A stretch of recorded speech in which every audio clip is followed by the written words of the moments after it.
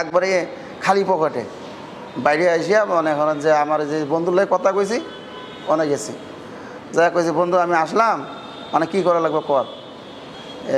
ওরা আমাকে টুপি জুব্বা কিনা দিছে, পাঞ্জাবি কিনা দিছে। 12টার দিকে আমি মসজিদে গেছি, মধ্যপাড়া মসজিদে হুজুরের লগে যা দেখা করলাম।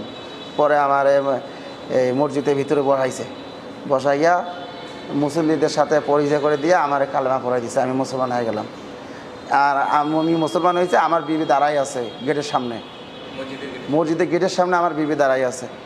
আমার যখন আমার যখন পরিচয় মুসল্লিরা জানতে পারলো যে এত হিন্দু মুসলমান হইতেছে, সবাই একটা মানে আনন্দিত ভাব দেখলাম আমি।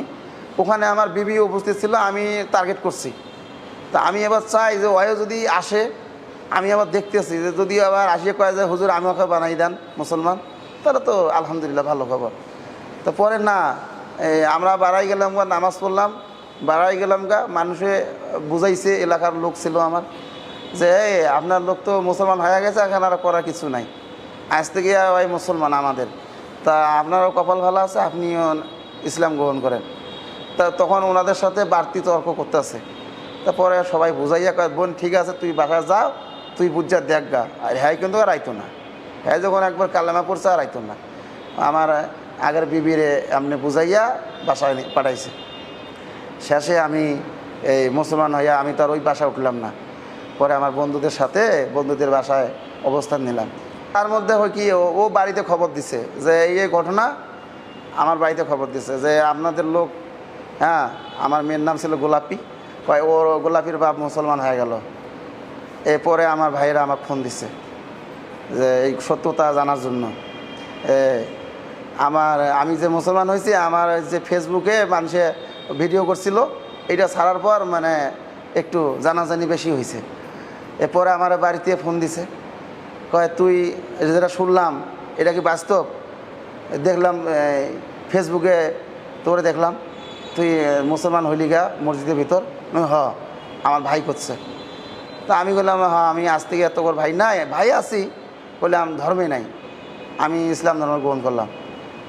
কয়দিন থাকবি? আমি না, আমি সারা জীবনের লাগে। বুঝিস কিন্তু অনেক সময় আছে, মাথা ঠান্ডা কইরা আমি যে কমু এই পরামর্শ শুন। একটা মেয়ে আছে, এই চিন্তা ভাবনা কর, এটা সেটা বুঝায়।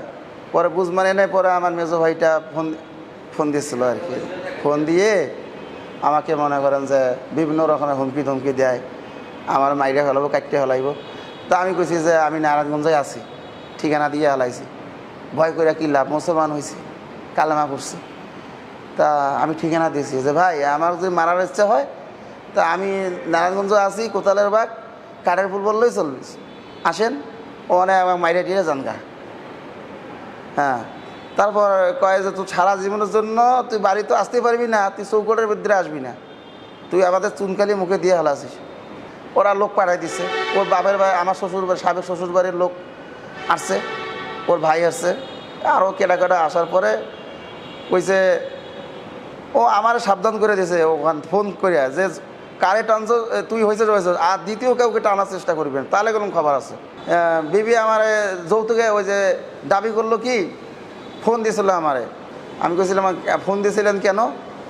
তা এই মুসলমান, ফোন দিয়েছিলাম কেন, তুই যে আমারে বিয়ে করছিলি, আমার বাপের থেকে 41,000 টাকা নিছিস যৌতুক, আবার সাইকেল নিছিস, একটা আংটি নিছিস, এই টাকা তুই আমাকে ফেরত দিবি না? তা আমি বললাম যে আমার তো টাকা নেই, যা টাকা কামাইছি তো তুমি লইছো, আমি তো খালি হাতে আইছি।